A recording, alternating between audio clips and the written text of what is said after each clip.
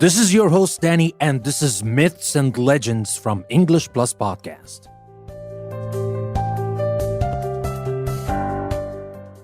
In today's episode, we're going to talk about the first and the most important Olympian god, Zeus. We will talk about Zeus, we will talk about the major myths about Zeus, and in the upcoming episodes, I'm going to continue talking about the other Olympian gods. So today, our focus is on Zeus. But before we start, let me remind you that you can find a lot more on my website, EnglishPlusPodcast.com. The link is in the description, and there is another link in the description that will take you to my Patreon page if you want to help me create more episodes, more of the episodes you love from English Plus. Support me on Patreon. The link is in the description. And now, without further ado, let's talk about our today's myths and legends, the first Olympian god, Zeus.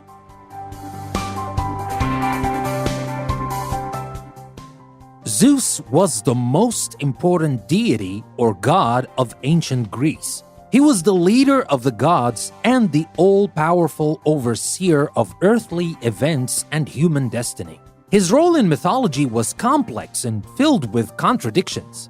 Zeus was the god of law and social order, yet he came to power through violent revolution. A protector of marriage and the household, he was repeatedly unfaithful to his own wife Hera and fathered children by a variety of women.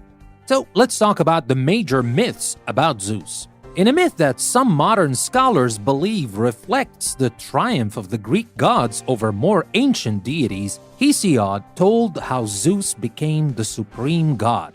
Before the gods existed, the Titans ruled the universe. Their chief was Kronos. He and his wife Rhea had 5 children, but because Kronos had been warned that one of his children would overthrow him, he devoured each child as soon as it was born. Zeus was the 6th. Rhea was determined to save this child, so she deceived Kronos by giving him a blanket-wrapped stone to swallow and secretly sent the infant to safety on the island of Crete. There, nymphs tended the baby Zeus, while Cretan warriors sang and clashed their swords so that Kronos would not hear his crying. When he grew up, Zeus was ready to overthrow his cruel father and avenge the siblings that Kronos had swallowed. He befriended Metis, who was either a Titaness or an ocean nymph. Metis devised a potion to make Kronos vomit out the children he had swallowed, and either she or Zeus gave it to Kronos to drink. Kronos spat forth Zeus' sister, Hestia, Demeter, and Hera, and his brothers Hades and Poseidon. Last of all, Kronos vomited up the stone he had swallowed in place of Zeus. Tradition says that the stone was later set in a place of honor at Delphi. It was called the Omphalos, or the navel of the world. Zeus, Hades, and Poseidon battled the Titans in a conflict that lasted 10 years. Zeus also had the help of the 100-armed giants and the Cyclops, who were one-eyed giants imprisoned in Tartarus, a deep pit of the underworld or the land of the dead. Released by Zeus, the Cyclops forged a thunderbolt for him to use as a weapon. In the end, the Titans were overthrown, and Zeus sent all those who had opposed him to Tartarus. Only Titans who had not fought against Zeus, such as Atlas, were spared. Zeus and his brothers divided the world. Zeus controlled the sky, Hades the underworld, and Poseidon the sea, although Zeus had ultimate control over his brothers. The gods and their sisters took up residence on Mount Olympus, which is why they and their offspring are called the Olympian deities or the Olympian gods. Now let's talk about the loves of Zeus. Zeus fathered children with a series of partners: nymphs, titanesses, goddesses, and mortal women. The offspring of these unions included deities, demigods, and heroes. Accounts of Zeus's loves and children vary somewhat, but Metis is usually listed as his first partner or wife. When she became pregnant, Zeus learned that her child would be a powerful god who would one day replace him. Like his father, Kronos, before him, Zeus was determined to preserve his power, but he did not wait to swallow the infant, he swallowed Metis. Their child, Athena, emerged full-grown from Zeus's head. Next, Zeus turned to the Titaness Themis, who bore him two sets of daughters known as the Fates and the Hours. The ocean nymph Eurynome also had daughters by Zeus, including the Graces. His next wife or partner was his sister, the goddess Demeter. Now, here there's just a small note, of course. Marriages between brother and sister deities occur in the mythologies of many ancient cultures, so it is not something strange, not specifically for Greek culture.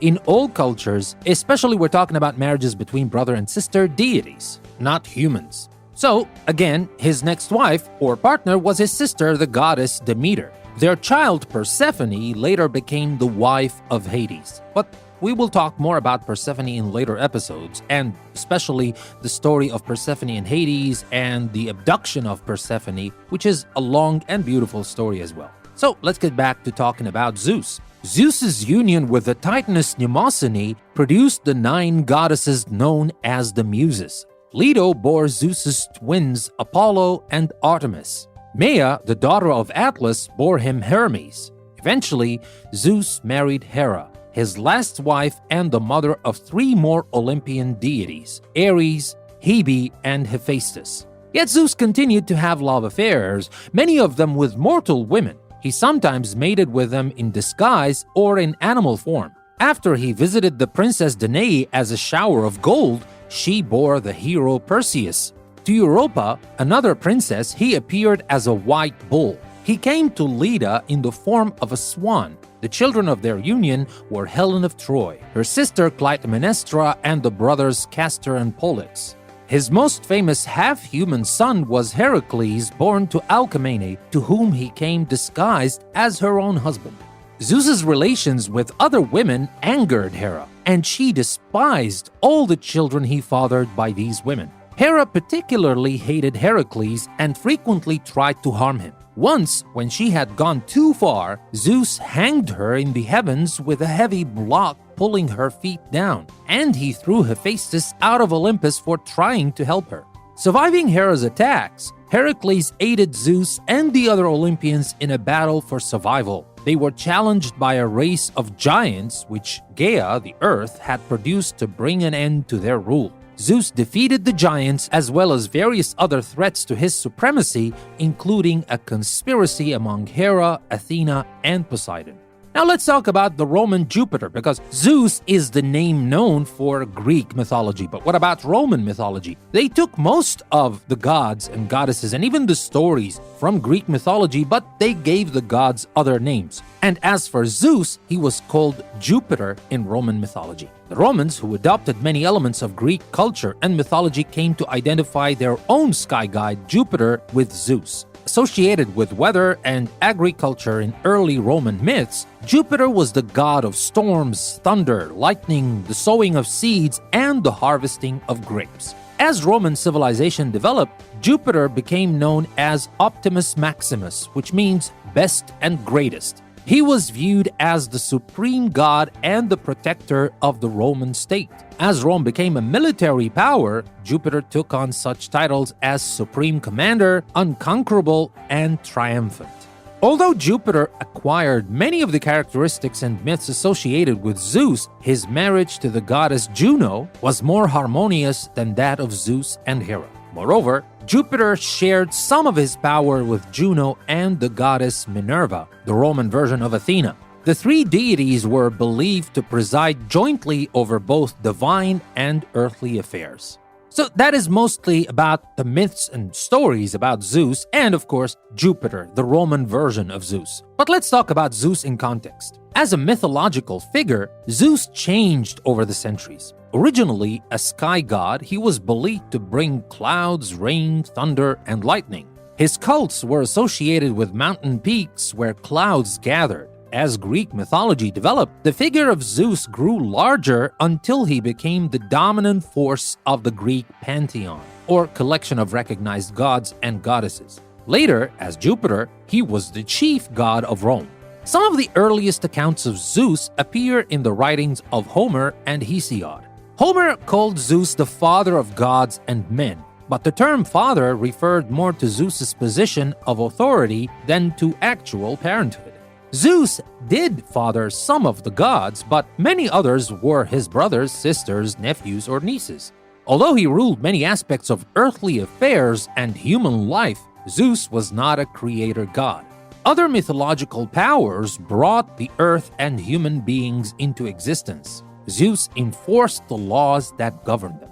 One of the central themes found in the myths of Zeus is interference in the affairs of humans. Like many of the Olympian gods, Zeus did not seem content to interact with only other gods and nymphs. He took time and effort to punish specific individuals, such as Phineus, a seer whom Zeus blinded for revealing too many of the god's secrets to humans, or Salmoneus, who impersonated Zeus and was struck dead with a thunderbolt for his mockery.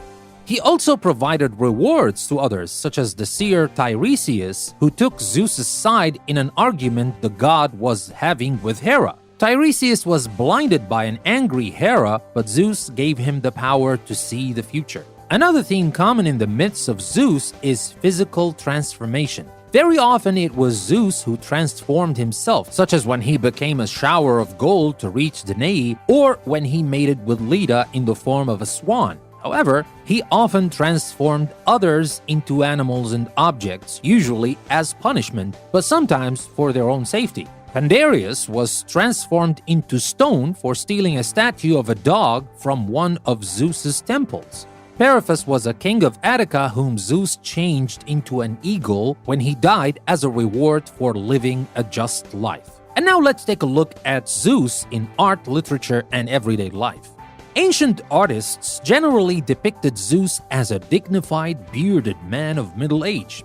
Often, he was shown holding or preparing to hurl a thunderbolt, which took the form of a winged spear or a cylinder with pointed ends. One of the most remarkable images ever created of Zeus was a statue that stood in his temple at Olympia in Greece.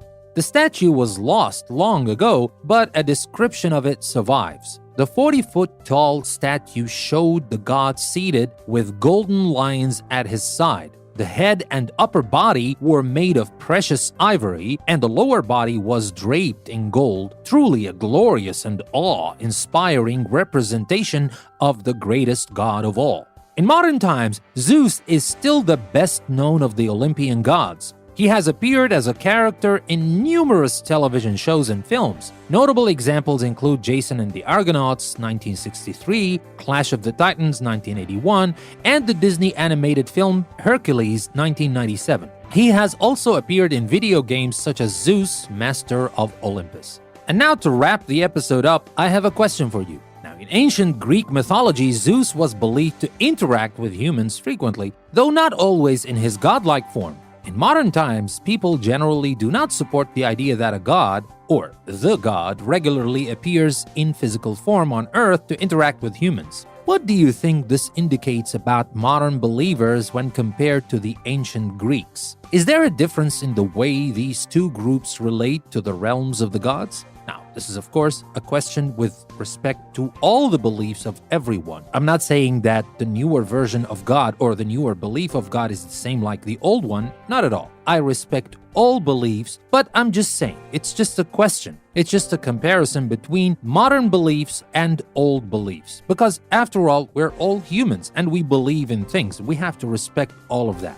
So, if you would like to answer the question, all you have to do is to leave a comment to this episode or reach out on social media and answer this question. And with that being said, that's all for today. I would like to thank you very much. And here is a little tip of the surprises coming your way starting from next week. Starting from next week, I'm going to include a story. As you might have noticed by now that I am crazy about myths and legends, and I really love them. Not just because they are kind of literature or whatever, but the stories are great.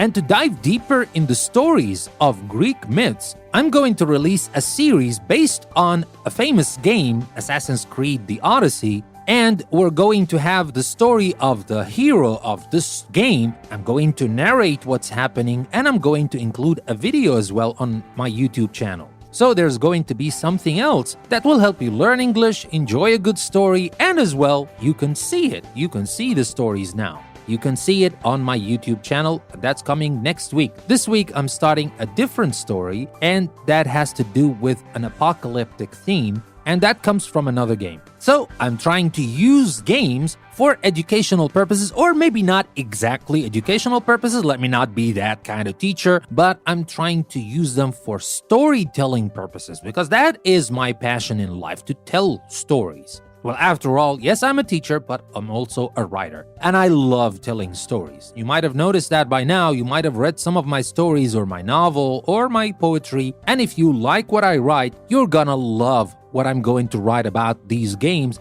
and you're going to enjoy it because you can watch them as well. With that being said, thank you very much for listening to another episode from English Plus Podcast. This is your host, Danny. Don't forget to support me on Patreon. The link is in the description, and I will see you next time.